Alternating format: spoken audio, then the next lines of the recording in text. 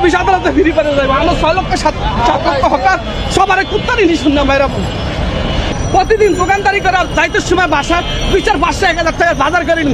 এখন আমি যাই রাস্তাঘাটে গঞ্জি সারাদিন গাম পরিশ্রম করে রাস্তা ঘুরা আমি খালি হাতে যাই। আমার সন্তানও কান্দে, আমার মায়ও কান্দে, আমার বাপও কান্দে। আমার এই কর্মজীবীটা কোনটায় আমি এই জ্বালাটা কার কাছে কমু? এই বিনোদ পাবো অবরোধ।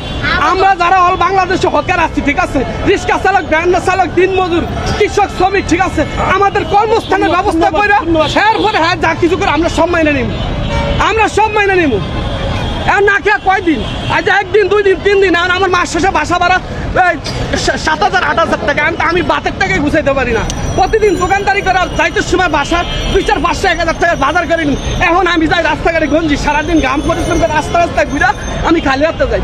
আমার সন্তানও কান্দে, আমার মায়ও কান্দে, আমার বাপও কান্দে। আমার এই কর্মজীবীটা কোনটায় আমি এই জ্বালাটা কার কাছে কমু? এই দুঃখটা কার কাছে কমু? চুরি করি না, চিন্তা করি না, ফেরত দেয় কইরা খাই। একজন সাধারণ একজন মন্ত্রণালয় চাকরি করে, হ্যাঁ, ছেলেরও গাড়ি, মারও গাড়ি, ফুতেরও গাড়ি, এক্সট্রা গাড়ি, 2 কোটি 2.5 কোটি টাকা দামের গাড়ি পাবো। আর আমরা সাধারণ দুগা বাতই জুড়াইতে পারি। আমরা কি চুরি করি, চিন্তা করি, টাকা বাইরে খাই? আমাদের অপরাধ ডাকছে, আমরা এটা শিখি রোহিঙ্গা।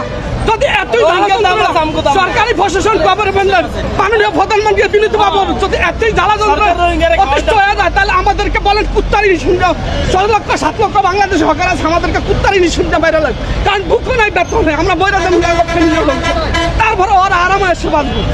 যারা উপরে লেভেল দাবে দাবে রাজস্ব বোর্ড মন্ত্রণালয় সচিব, ওরা আরামে এসে চলবে। অফিস আদালতে ফিরি করে যাইব। আমরা 6 লক্ষ 7 লক্ষ হকার সবার কুত্তারি শুনতে বাইরে